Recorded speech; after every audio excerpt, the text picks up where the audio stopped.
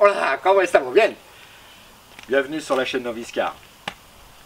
Donc aujourd'hui pour cet épisode, toujours de la vidéo numéro 127 et puis l'épisode 3 par là, je vais simplement vous montrer comment moi je pratique, comment je vais pratiquer pour nettoyer une boîte de vitesse, et notamment celle que j'ai, la boîte de vitesse que j'ai descendue de cette 207 en vue de changer un embrayage. Alors, puisque tu suis la chaîne, tu sais très bien maintenant que on a tout déposé.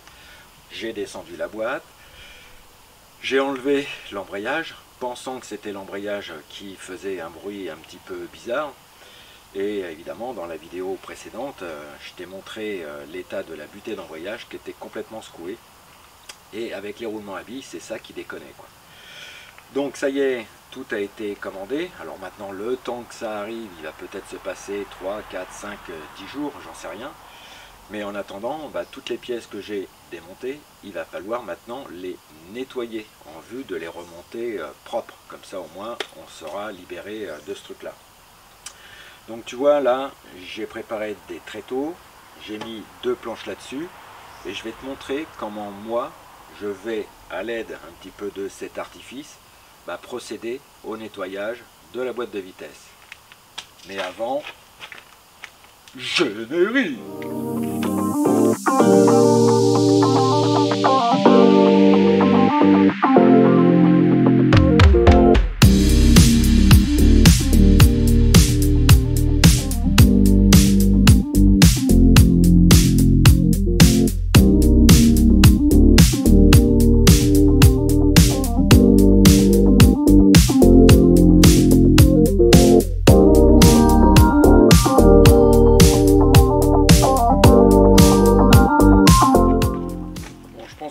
Compris, j'ai acheté une bâche relativement fine et la moins chère possible, à peine 2 balles ça, donc une bâche que j'ai trouvée chez Action. Donc c'est une bâche normalement qui sert à protéger les sols quand on fait de la peinture, mais qu'à cela ne tienne, c'est pas tellement grave. Donc c'est une bâche qui fait 20 mètres carrés, le plastique est relativement souple, mais l'idée surtout c'est de la déployer, peut-être pas dans toute sa longueur, quoique en évitant toutefois de la déchirer.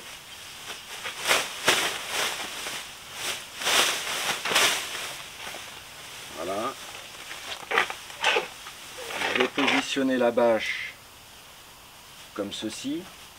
Et là, tu es en train de te dire, ah oui, ça y est, je vois où il veut en venir. J'emmène la bâche de protection en faisant comme un entonnoir, là. Voilà. Je vais repositionner des morceaux de bois pour éviter que le tout s'envole.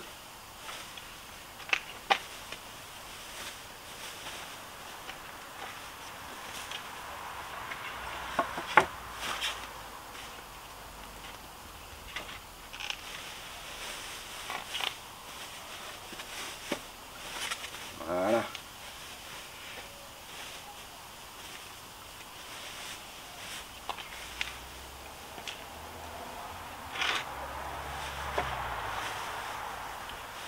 Que le tout s'envole. Au fond, je vais rajouter un petit morceau de bois simplement pour bloquer la bâche vers le bas. Et je vais faire un petit trou. Bon, à défaut de mettre un morceau de bois, je suis allé chercher un morceau de PVC. Bon, l'idée c'est simplement, comme le plastique est hyper léger, hein, vous pouvez le voir. Bon, moi j'ai visé vraiment l'économie. De toute façon, maintenant, j'ai plus qu'à faire un petit trou en dessous. La boîte de vitesse, je vais la positionner là, et ça va me permettre de pouvoir bricoler de telle façon à ce que toutes les impuretés, toutes les, je ne vais pas dire les eaux noires, mais enfin tout le jus noirâtre tombe là-dedans. Alors évidemment, on va mettre des gants, et puis je vais utiliser 2 produits. Le premier, pour faire l'intérieur, je vais utiliser du nettoyant frein, ni plus ni moins. Ça c'est des trucs que j'ai commandés sur Amazon, hein, avec un prix, je sais plus, les 2 aérosols, 11 € et quelques. Voilà, mais en attendant, pour nettoyer la cloche, pour bien enlever toutes les impuretés qui s'y trouvent. Je pense que c'est un super bon compromis.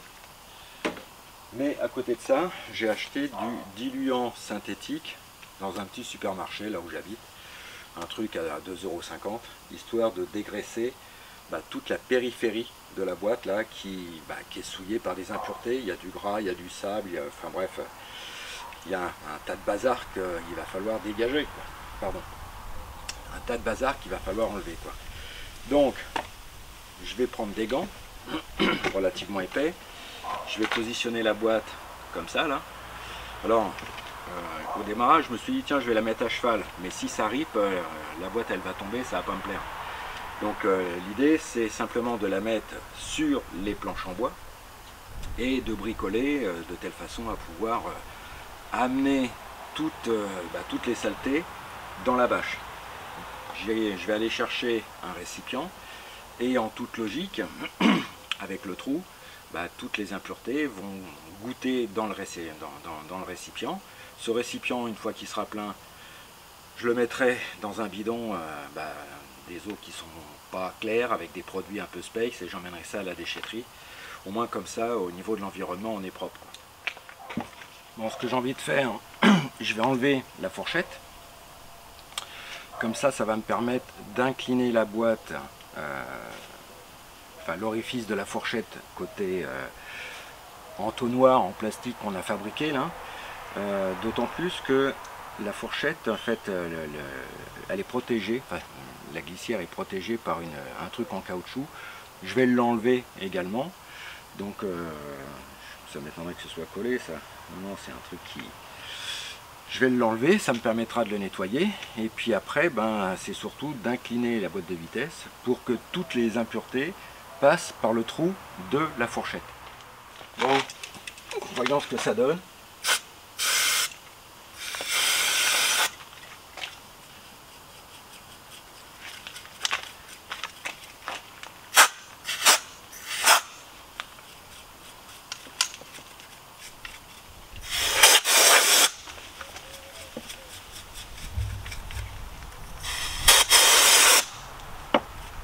Alors, c'est pas mal.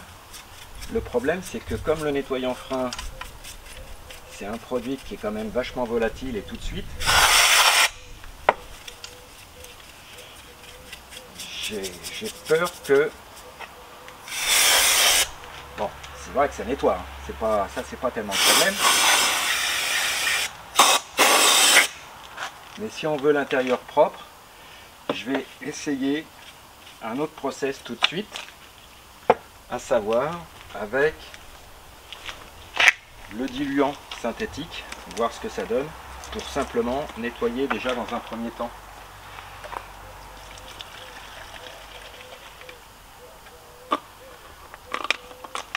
À mon avis, on ne prend pas tellement de risques. Et après, pour évidemment tout dégraisser, oui, là, j'utiliserai le nettoyant frein comme il se doit, quoi. Mais pour enlever le plus gros, je pense que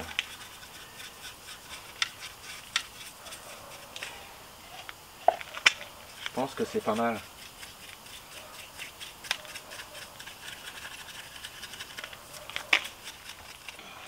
Bon voilà, au bout de 10 minutes, bon, j'ai astiqué donc avec du dégraissant, du diluant, pardon.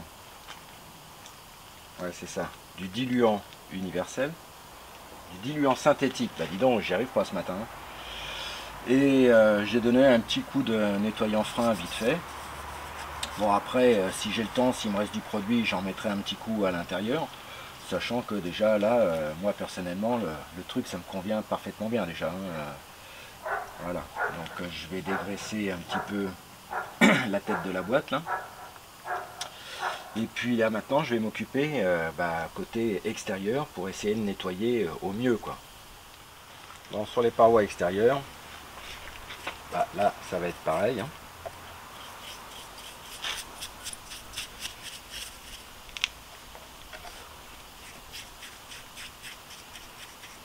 Après je ferai rouler un petit peu la boîte de vitesse sur les planches.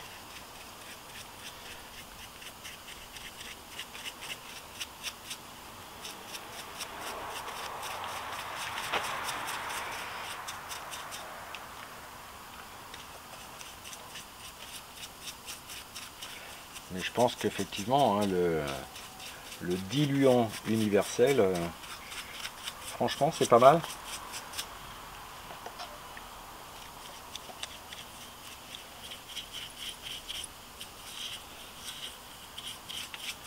Donc au pinceau, ça permet d'aller vraiment dans les coins. Il n'empêchera pas que dans la foulée, je mettrai quand même un petit coup de diluant frein, de nettoyant frein, pardon, là-dedans.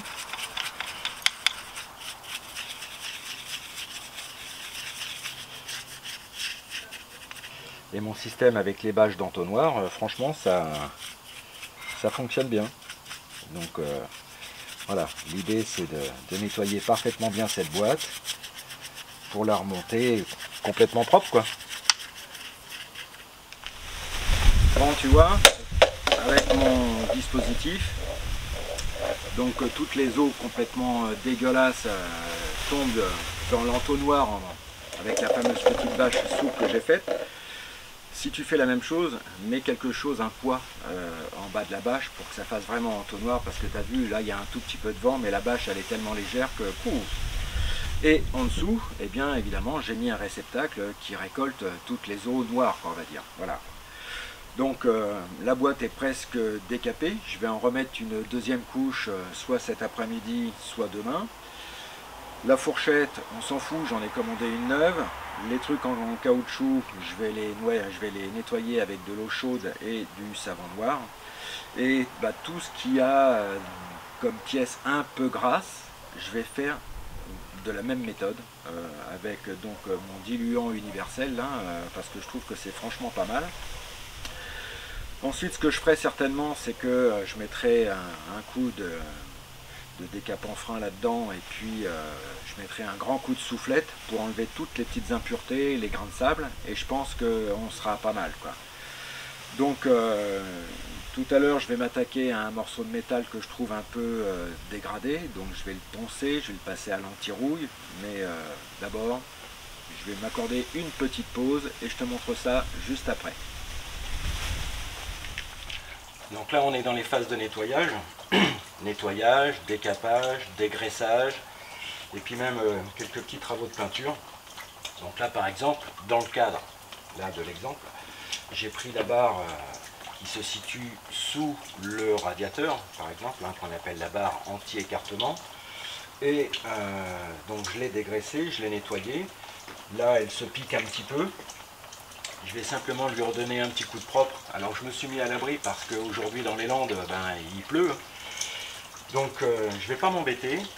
J'ai un pot de peinture noire anti-rouille qui normalement sert aux ferrures, vous savez, soit des portails, soit des grilles métalliques pour entourer une propriété. Bon bah ce pot-là, bon ça y est, j'avais fait quelques retouches sur mon portail. Mais là, je vais, comme c'est de l'anti-rouille en plus, je vais simplement, à l'aide de ce pot de peinture que j'ai depuis un bon moment maintenant, avec un vieux pinceau, simplement redonner un petit coup de propre sur cette pièce. Alors, l'avantage, c'est qu'il y a de l'anti-rouille dans cette peinture. Et la finalité, ça a à voir simplement que bah, la pièce, elle va reprendre un petit coup de jeune. Alors, bien sûr, vous allez me dire, on risque de voir les coups de pinceau. Oui, bon, d'accord, on va peut-être voir les pots de pinceau, mais je ne vais pas acheter une bombe de peinture anti-rouille, hein, en spray, tout simplement pour peindre une barre métallique qui se situe sous le moteur et qu'on ne verra jamais, quoi. Donc l'idée, c'est simplement d'amener la couleur noire et simplement de la protéger de la rouille. Alors je vais faire ça avec une multitude de pièces que je juge moi en mauvais état, c'est-à-dire commence à se piquer, donc un bon coup de brosse métallique. Éventuellement, alors j'ai de l'anti-rouille sous forme de spray là, mais c'est vraiment l'anti-rouille, hein, transparent. On peut mettre du framéto également, hein, ça pose évidemment aucun problème. Mais dans les pièces qui sont sous le moteur, à la limite, moi je m'en fous. c'est simplement pour faire de la protection, quoi. Donc je vais secouer ce pot de peinture, je vais l'ouvrir avec un tournevis plat, je vais m'aider avec une petite corde que je vais suspendre comme ça, et je vais simplement donner un petit coup de barbouille, comme on dit, sur cette pièce métallique. Alors j'en ai une dizaine à faire. Je vous montre avec celle-ci, et après je vous montre comment moi je remets en état, par exemple, soit une vis, soit un écrou, soit un boulon, quoi, hein. Souvenez-vous, un boulon c'est l'ensemble d'une vis et d'un écrou. Mais en attendant, peinture. Allez, c'est parti. Évidemment, on fait les deux faces.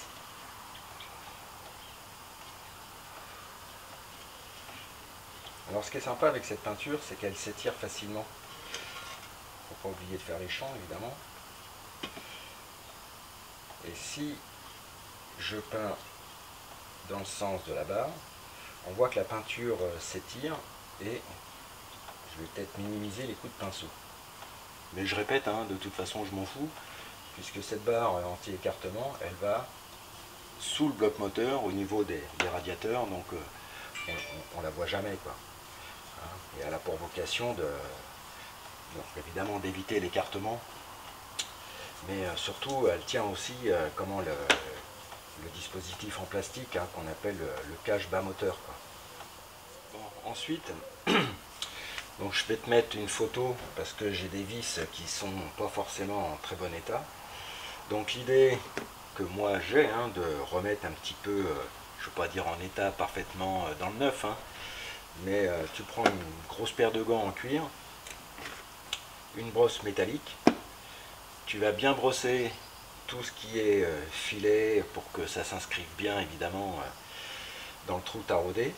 Bon, ça tu vois, c'est les deux vis qui tiennent la barre basse du berceau de la voiture. Et une fois que les vis vont avoir repris un petit peu un aspect correct, je vais simplement mettre une noix de graisse, c'est de la graisse universelle, hein, ni plus ni moins, hein. Et la graisse, je vais l'essuyer avec un chiffon, quoi. Donc ça, c'est à la portée de tous, quoi. Il va falloir faire ça, évidemment, sur toutes les vis qui te semblent dégradées, hein, de telle façon à pouvoir remonter quelque chose de propre, parce que vu les travaux qu'on a fait, je pense que ça vaut la peine de consacrer une demi-journée à brosser, à peindre un petit peu, mais au moins de remonter quelque chose de propre, quoi.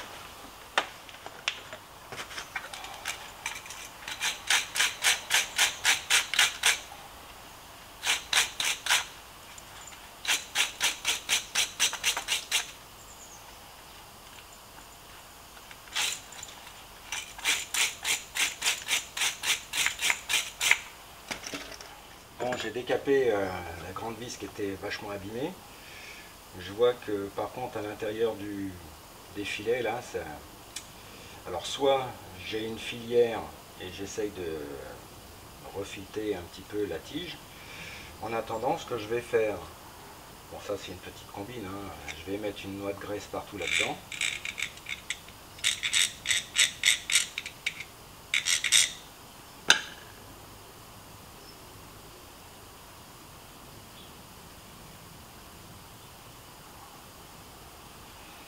Une fois que c'est fait, je vais essuyer la partie filetée, voilà. Et avec un écrou qui va bien, je vais essayer. Déjà, je vais m'assurer que c'est le bon truc. Normalement, je dirais oui, mais voilà. Donc là, ça va parfaitement bien. Puis je vais essayer de descendre. Là, je sens que ça accroche un peu, donc je vais faire des petits allers-retours comme ça. Après, si l'écrou, si je l'abîme, à la limite, c'est pas tellement grave. Mais l'idée, c'est... ah là, ça coince. Donc, qu'à cela ne tienne, je vais aller chercher... ça doit être du 18 ou du 19. Je vais positionner la vis sur un étau. Et je vais essayer de faire tourner l'écrou à peu près jusqu'en bas si je peux. Comme ça, ça va redonner un petit peu de forme au filetage. J'ai sorti un petit étau. Bon là je sens qu'il y a des points durs. Donc je pense que c'est la rouille qui s'est installée dans les filets. Donc c'est pas grave, hein, avec mon boulon, je vais descendre. Voilà, et dès que c'est dur, bah, c'est comme si je taraudais avec un boulon, quoi. Bon, c'est pas vraiment le terme qu'il faut, quoi. Mais là, là je sens que c'est dur, quoi. Donc on va essayer de lui redonner un petit peu de forme. Et quand on connaît la complexité chez les constructeurs automobiles pour avoir de la visserie, autant dire que là c'est même pas la peine, quoi. Donc on vise l'économie, on essaye de refaire au mieux le filetage de la tige, hein, de la vis. On fait des allers-retours et je sens déjà que ça va déjà beaucoup mieux, quoi. Tiens, regarde. Bon, j'ai fait plusieurs allers-retours. Là, j'ai pris un... C'est un écrou de 12. Alors, le pas, j'avais regardé, c'était du 1,75. Donc, bon, évidemment, tu abîmes ton écrou. Hein, après, tu le vires, puis tu en prends un neuf pour voir... Mais là, ça y est, tu vois, entre les filets, il y avait quand même pas mal de crasse, il y avait pas mal de rouille. Et bah là, là, au moins, je vais pas en chier pour remettre cette vis, quoi. Et il n'y a pas de jeu, ça va bien. Voilà.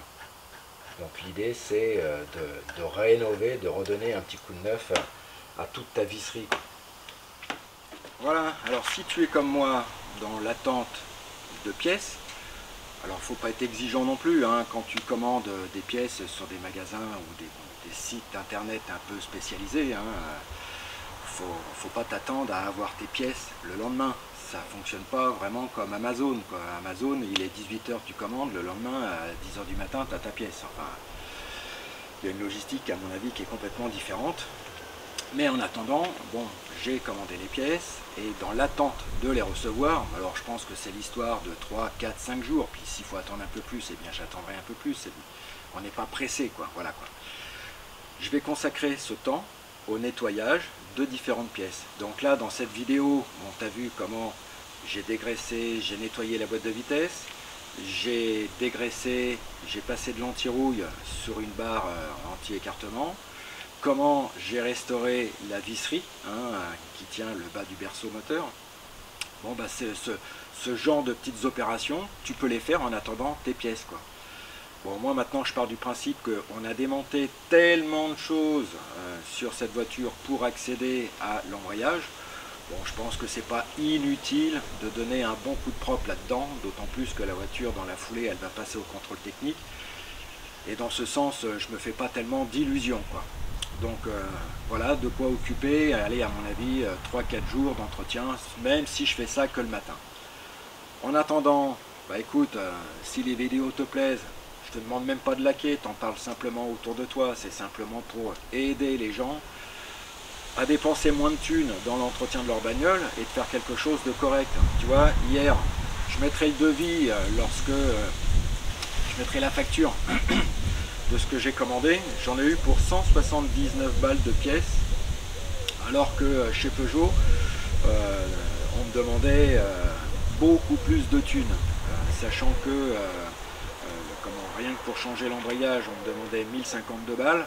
Et là-dessus, il trouvait que l'alternateur était défaillant et il fallait le changer et que j'en aurais eu pour 564 €. Donc tu vois, la facture, ça peut monter très vite. Alors si tu peux faire quelques économies, alors c'est vrai que c'est une vidéo de niveau noir.